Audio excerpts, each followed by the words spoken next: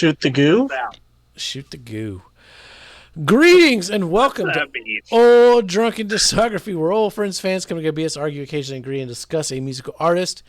This week's musical artist is Sonic Youth. This was my pick. This is Sonic Sunday. We take these long discographies and we spread them out throughout the year. Give you just a little trickle, just a little treat, each week. These require more time. They do require more time. We've done Black Sabbath. We've got some great longer discographies coming up, so stick around for that. With me is Tim. Yeah, that's me. And Bill. Hello. And we have finally made it to the 90s. Now we are at the major label debut, Goo.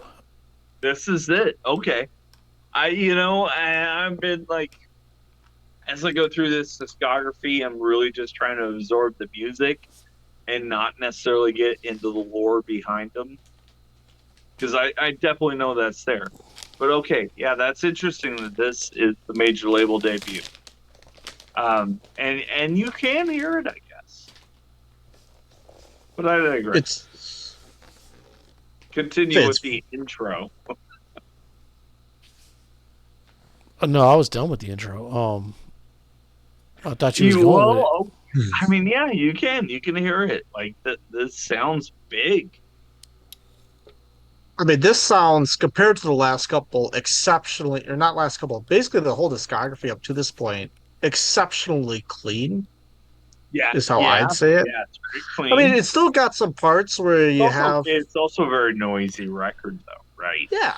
They brought in a lot of outside help, like a lot of. Really? There's a lot of guests on.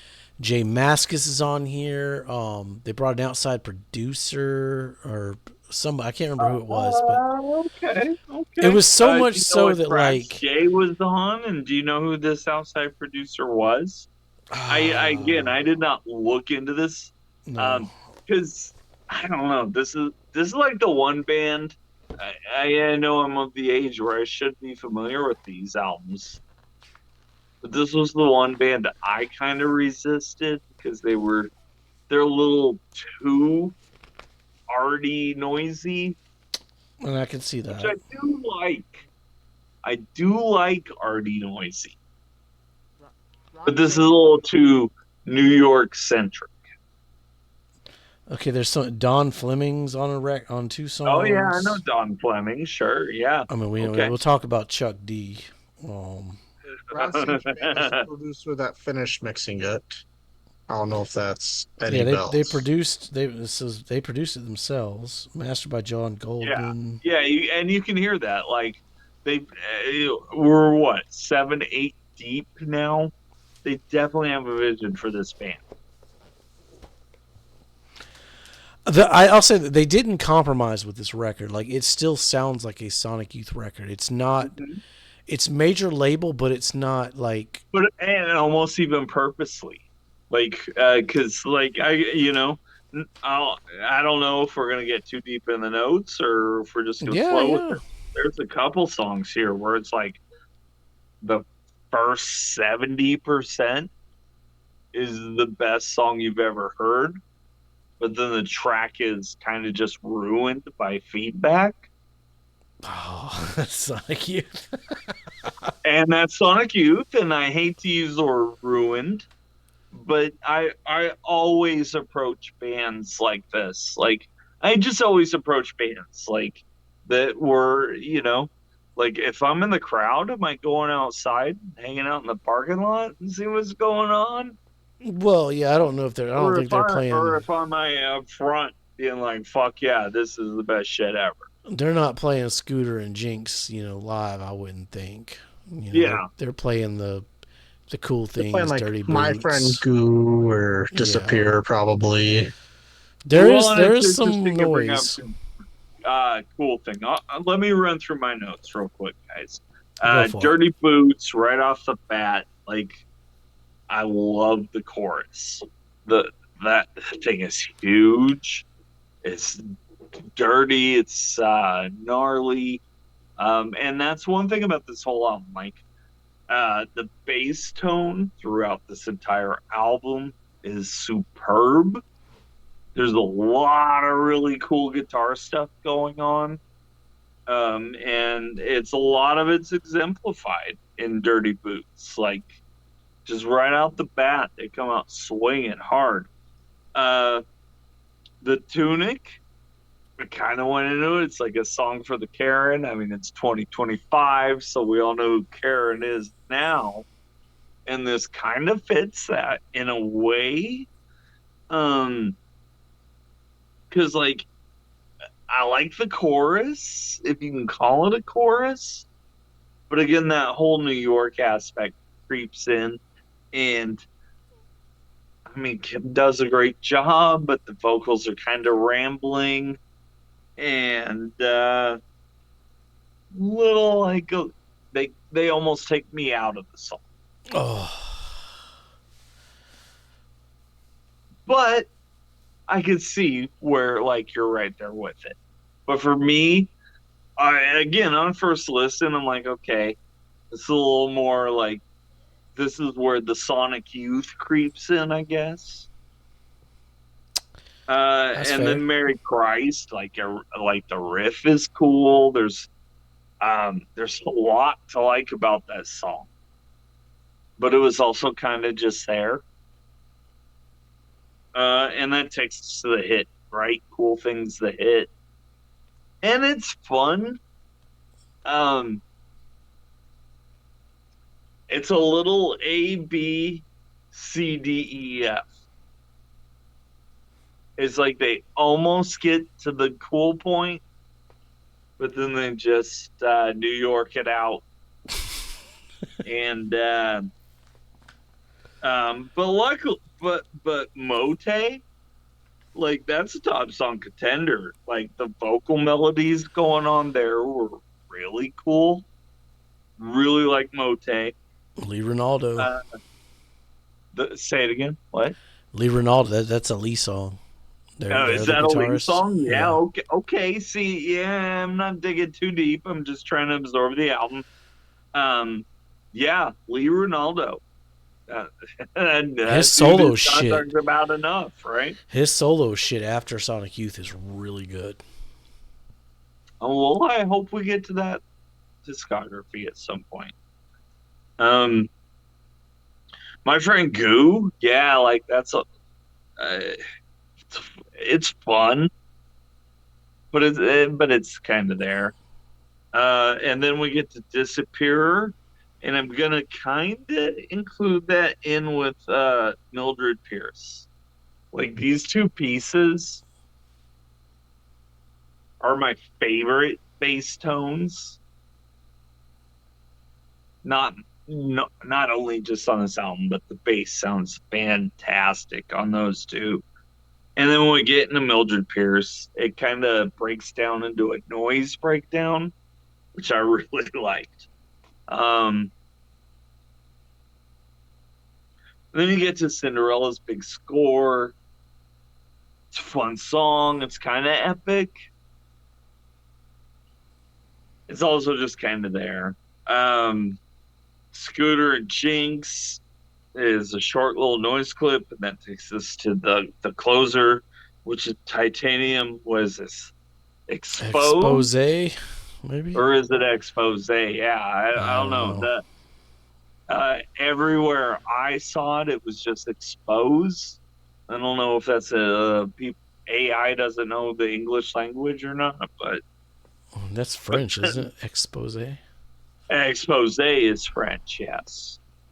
And that's one of the words English has carried over and kind of become an American. Either way, Titanium. Let's just call it Titanium. It's big, it's heavy, it's rock, it's everything I love about the 80s and the 90s, which, yeah, Sonic Youth is really kind of making a case for their position as leaders of the post-Ramones New York scene. A year before Nevermind. And it's well documented that Nirvana went with DGC because of Sonic Youth. Kurt loved these albums. A lot of Nirvana influence here. And you can hear it. You can hear it. If you can get yourself there, you can hear it. Yeah, there's some top song contenders here. And as an album, I feel it's a little more concise. It's a little more focused.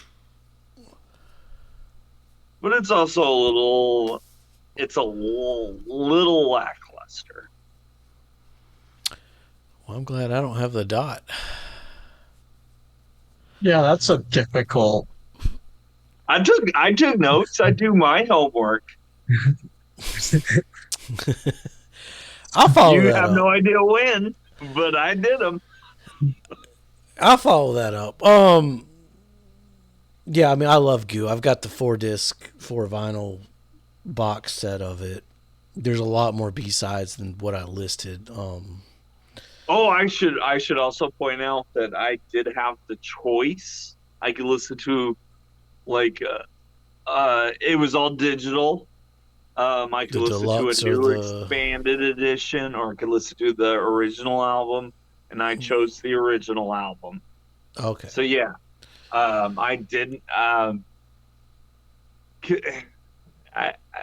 don't care about your remaster or whatever for the year. I'd rather hear the album's original intent. Yeah, which I think. Well, let me go through my notes. Dirty Boots, the hairs on my arm still stand up when the song starts. Like, you put this album on, and it starts out. It sounds like a continuation. It starts out sounding like Daydream Nation, like you're gonna get the same old Sonic Youth you got before, but then it just fucking rips, and the drum sound on this record is phenomenal. Tunic, it's Karen Carpenter. Kim's vocal delivery is just haunting.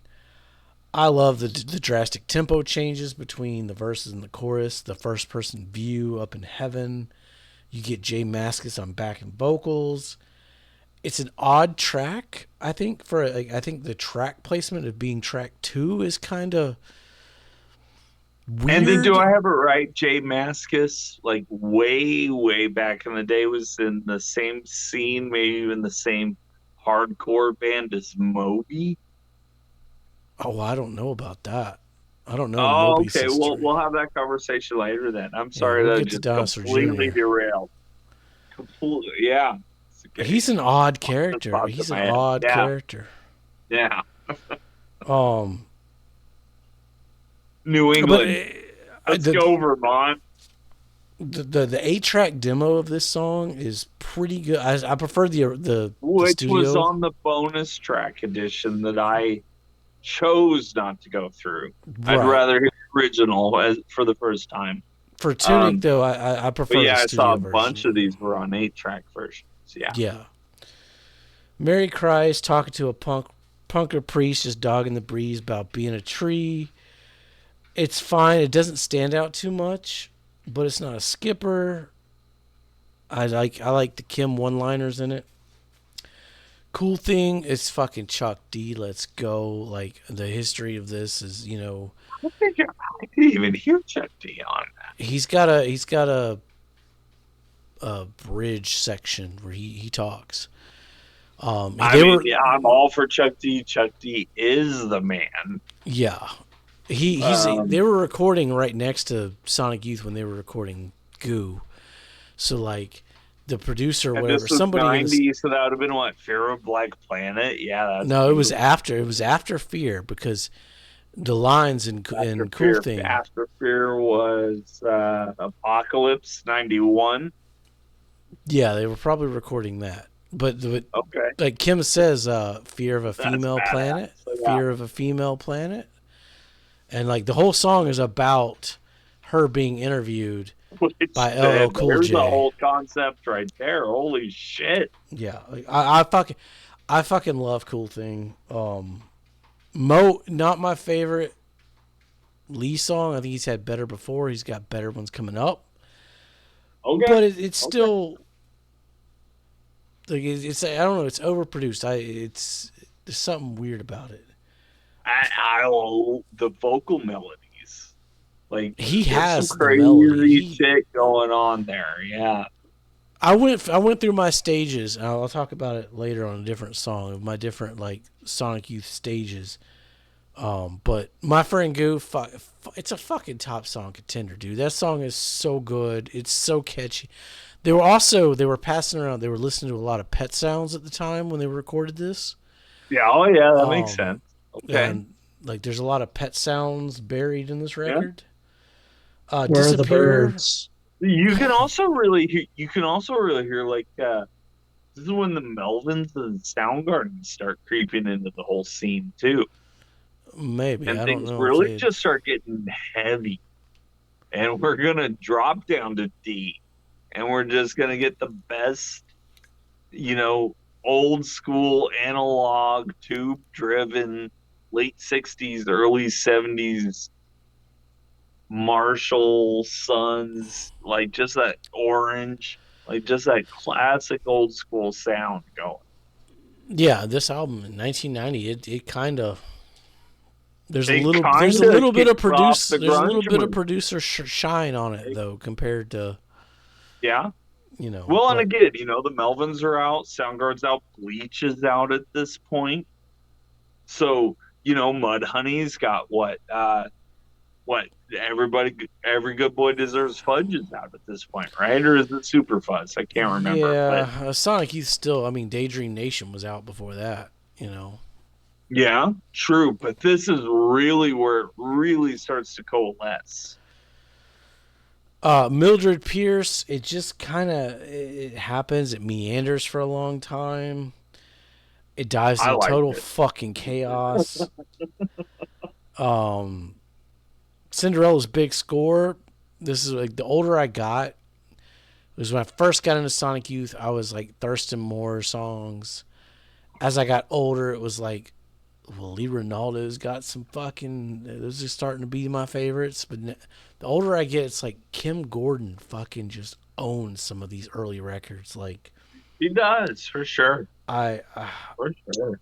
Cinderella is so fucking dark. It's like an underrated gem on this record. Scooter, it's a short instrumental. I always liked how it kind of sounded like a scooter. Oh yeah, okay. Titanium, I like the main riff in the intro. It's super fun. The actual song is darker. It's more atmospheric. It's a good song, but it kind of feels anticlimactic as a closing track.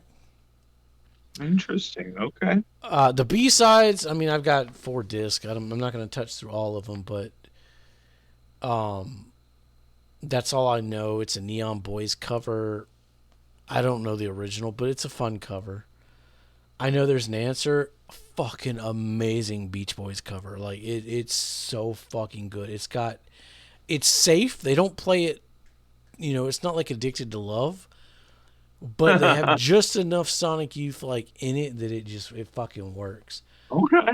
Well, and I gotta throw up the 90s were really interesting for Beach Boys covers. Yeah, I mean, I think that's when Pet Sounds really started to. The influence of Pet Sounds started to. It was only like 15, 16 years old at that point. Yeah. Where it was really aging, where, yeah, the people that heard it really were coming out with something else to say. I mean, the Goo interview Flexi, that's a fucking top song. Like, it's fucking great. It's hilarious. It's the band just making noise and doing an advertisement for the album. It's just. I'm glad it's on the album, or I'm glad it's a B-side that I have that I can listen to. It's available because I saw that was out digitally, so you can get it. The Can song, it's an instrumental, but I wish they would have like fleshed it out because it's so fucking good. There's a lot of filler, a lot of B-sides that are like, okay, yeah, we don't really need that, but the 8-track demos of Goo, a lot besides Tunic, I think all of the 8 tracks sound better than the album, I guess. Like I think they overproduced it. They had the money, they had the time, they put too much thought into it, I guess. Yeah. It happens. Yeah. But man, that album cover is iconic. I love Goo. I fucking love Goo. But Bill, what about you? So I think I'm kind of somewhere between the two of you. Though I'm definitely on the same side that this was this was a very enjoyable album for me to listen to up to this point. From the start of Dirty Boots, just that slower intro, not slower intro, but like the quiet, then just slowly built up to the actual song. Like I thought that build up, I loved that. And then Had a pretty good yeah, build up. Yeah. that was the one song where it ended, and I wish it would have gone on longer. Sure. Yeah. Okay. That was a single. Dirty Boots was a single. I could see it, man. That's I could see it, yeah. song. Top song contender. I think they were trying to recapture that Teenage Riot, like, Yeah. globally. Yeah. I mean, 92. I mean, 90 is just such a magical year for the underground. Tunic, I thought that was another exceptional song. This is the one though where it kind of starts to trend. Like, Tim was talking about like, that distortion. Ruining isn't the right word, like we said. It's more No, but it goes on a little too it long and it's a little too abundant. rather than ruin, I'm gonna use the word detract from it. Sure. Yeah, okay. Just because like it's at least that's what for me, like, because it's like, oh, this is a really good song, but it's like I don't want this last 45 seconds to a minute. Which, yes, Jason, as you said, that is Sonic Youth. These are the two guys that like Pink Floyd, by the way. Just saying. They do the same thing. They absolutely do the same thing. Yeah. It's crazy. It's interesting doing these discographies at the It's same so time. interesting that we're doing Pink Floyd and Sonic Youth at the same time. It really is. It's just yeah. The main difference for me is like, I mean, it's a distortion / guitar tone with like just the sound with the extended end to the songs. Sure. Well, it's just like, I always look at that. It's like, okay, so you got these, you got a great hook, and you maybe even got a good verse that leads into it, and so you do that once or twice. You just do the old repeat, but then how do you end it? And fucking noise and chaos and beauty. That's Sonic Youth, man. That's always an option, and Sonic Youth always kind of take that option. Soothing and slurs and awesomeness. That's Pink Floyd, but anyways. Well, I mean, we'll get there. Stick around for those episodes. Merry Christ or Merry Christ. I thought it was Merry Christ. Okay. So it's at this point for me that I'm gonna say between the first half and the second half, I was definitely more of a fan of the second half of this album. Really?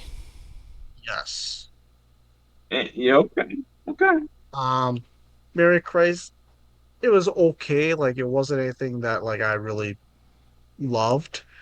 Cool Thing, again, I think it's just because of how it ended at the end of that song. Just really wasn't a big fan. That's one of their biggest hits too. That's like one of the songs this band is known for. It's up there with Bull in the Heather. Underground that I feel like I got to point that out. I mean, Bull in the Heather, right? You know Bull in the Heather. Bull in the Heather? Betting on a bull in the heather. Yeah, I do. Yeah. Yes. Yeah. Kathleen Hanna's in the music video. Yes. We'll get there. I do know it's that up there one. with that one. Yeah. So then you got Molt, which Cool Thing is like it's not their Enter Sandman, but it's their, Wherever I May Roam. Gotcha. Okay. I mean, it's I love it. It's not bad. It's just lyrically, it's it so good. it pales for me. For me, it pales because that. I mean, I'm gonna guess that my friend Goose starts side B. I could be wrong, and that's still It side kind of A. looks like it. Yeah, Like that's Yes, just like the yeah, feel and the that's flow. let's start. That we're start way aside too too. early in this episode for me to get a Yeah, drink, so I'm gonna throw the yeah. editor a thing. You guys keep going. I'll be right back. All right, So yeah, my friend Goo, I absolutely loved Kim's vocals on that one. Um, right. like that, in my opinion, best song on the album, top song contender, hands down. And then we followed up with Disappear, which is another top song contender. That's another Lee I Ronaldo song. love that song wholly. There isn't a part of that song I really didn't like. Even the ending, if I remember right, that one got a little bit long at the end, but still it wasn't bad. Check out And then the you get to 8-track version. Mildred Pierce, and that's one that I really felt the first, what was it, probably 4 minutes of that song, really fucking good. The last 1 to 2 minutes is like, actually, I've just said there. The first time I listened to the album, I listened to the whole thing, but then subsequent listens, I got like 10 seconds in and went, yeah, we're just going to go to the next track. Well, and I'll just throw it again. Like one of the just being like a working musician in 2025, you're trying to come up with new stuff. One of the hardest little obstacles you have, one of the little hurdles you have is how do we end this? Yeah. Oh, y'all are saying this now for Goo. Oh my God! Just Well, wait. I mean, you can hear it. Just You can hear wait. it.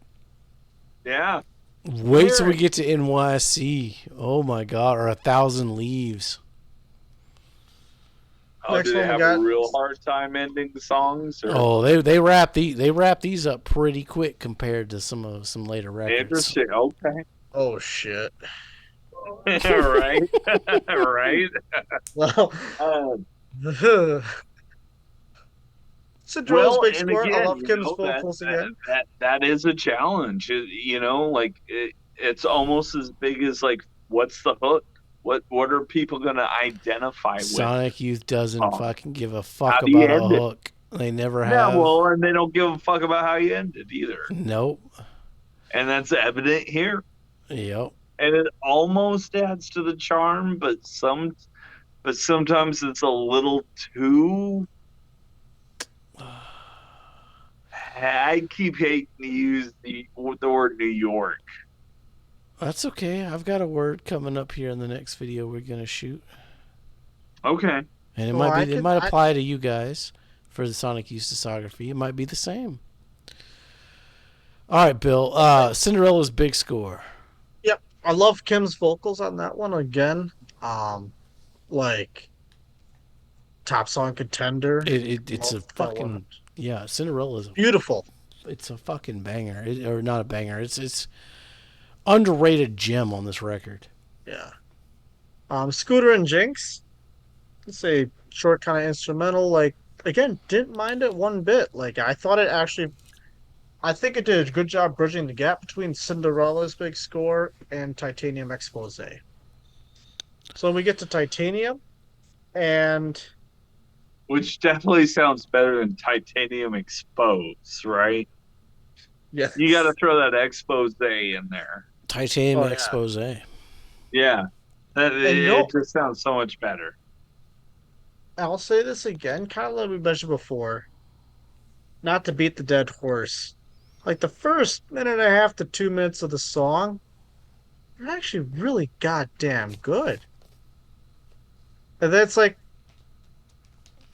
when it did the first, I'm just gonna call it a loop. I don't know what the technical term would be, but like they just like the first loop, they're like, okay, and now we end. No, we're not ending. Oh shit! Like, Oh no. I mean, I think at some point, I think the technical term would be riding it into the ground, where you just loop the fuck out of something. I mean, and it again, like, for me, detracts is the right word for my own experience, just because it's like it was really good, and then we got it's just like you had you had it. You could have just ended it. It's like not to get into the DeLorean and start time traveling here. But if you go back and you listen to like an album like Queens of the Stone Age's Rated R, where that ends with I think I lost my headache, where that's like an 8-minute song, and they say it all in the first 3 minutes, and then the next 5 minutes is they just ride a riff out. Yeah. It's called playing it into the ground. Yeah. And they're definitely doing that here. Sonic Youth are like, they're kind of pioneers in that way where like and obviously there's a big Velvet Underground influence here. And, you listen to Velvet Underground and it's like, there's about 4 minutes too long. Where it just beats it to death. Anyone watching this video, I want you guys to like and subscribe. Stick around. We're going to get to Pink Floyd probably around December.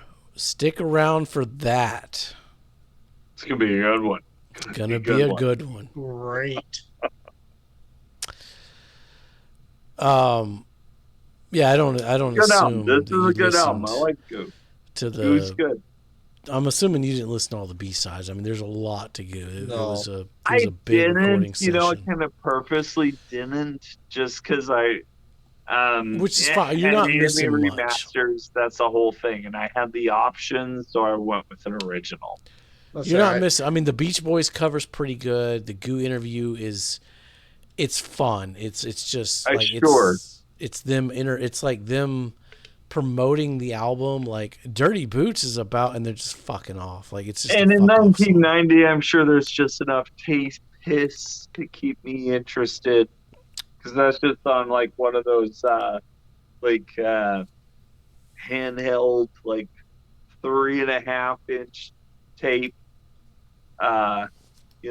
Like, let me record this. We got washing machine coming. Y'all talking about them water. I know we got washing machine. I know we're looking forward to that. Yeah. Have you heard the Diamond C? It's the unedited Diamond C, not the radio edit. I haven't heard the whole thing yet, so I'm looking forward to it though. It's gonna be good.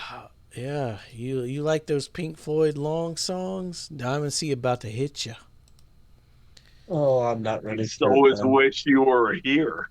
Yeah, it's not as long as. Wait till we get to Animals. We've covered some Pink Floyd songs already that's longer, but I want to see if y'all keep that same energy. Well, I'm gonna say those Pink Floyd songs. It was like 5 movement songs though. Like it was. No, not all of them. Well, metal. Yeah, I suppose. All right. Well, Bill has the dot. I thought Tim had it for some reason. Thank God. Bill's got the dot. Where the fuck did I put? So, let's see. I'm gonna just start and say all of us have it higher than Evil. You're incorrect for me. Yeah, I think that's incorrect for me as well. Too high? Yeah, I think Evol's better. Yes. Then I'm going to say Jason has this one number 4. That would be correct. And based on that, then I'm going to say Tim has this one number 5. Yeah, I think that's correct. Yeah.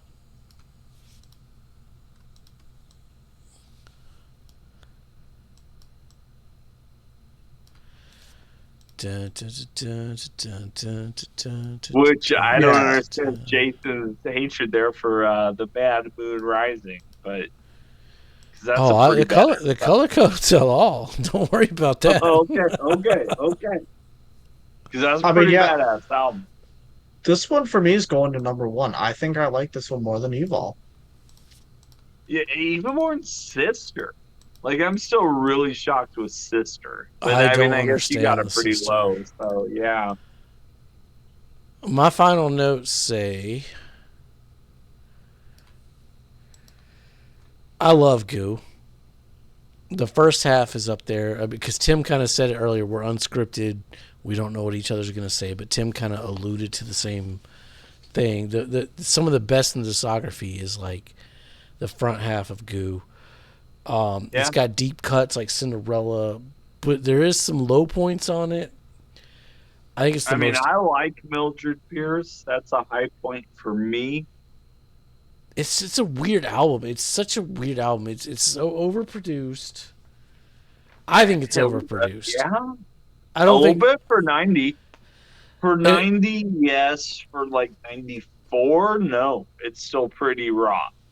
True, but and I don't think that the production, like, they weren't driven by, because some bands get in there and they like. Well, sure, and especially as a major label debut, things feel a little tightened up, but it's still very much got that experimental nature of what the previous 7 albums. Right, it's not that far of a leap. However many EPs, it's not that far of a leap from Daydream Nation. Like, you can see them. And there's no compromise. Vanilla Ice or Paula Abdul or whatever the fuck else. Right, they didn't sell out with this record. They just it sounds. I don't know. It's a weird record. I know a lot of people. It's their number one. I love Goo. I just don't think it consistent wise is as good as Sister, Daydream, or Evol. Like, there's dips in Goo for me.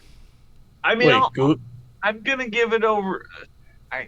Did I give it over Daydream? I guess not. No. I guess I could see that argument. I think I might. I think I might gotta call a mulligan here. Uh-oh. Let's switch this and Daydream. This is better than Daydream.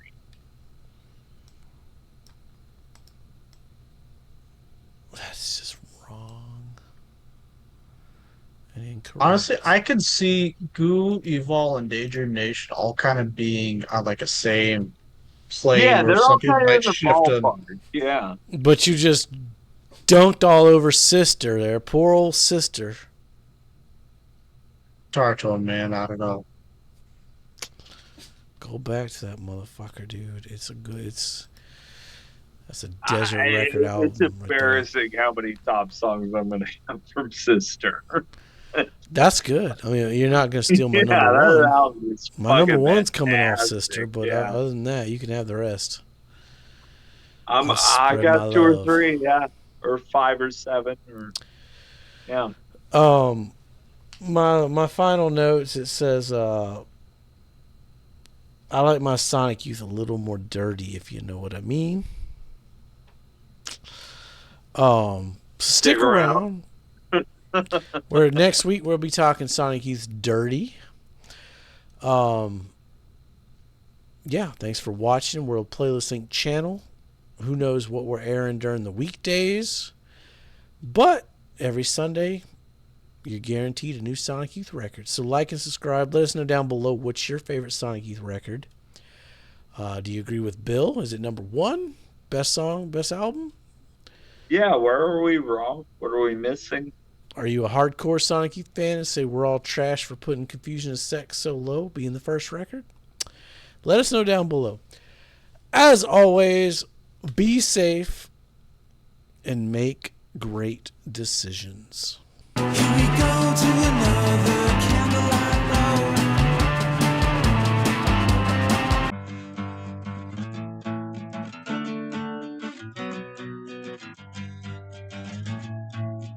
And then you go a little woo, and then a little whoop, whoop, whoop, whoop, whoop, and then it's all, and then you're ready to go again. Yo, come back now, you hear?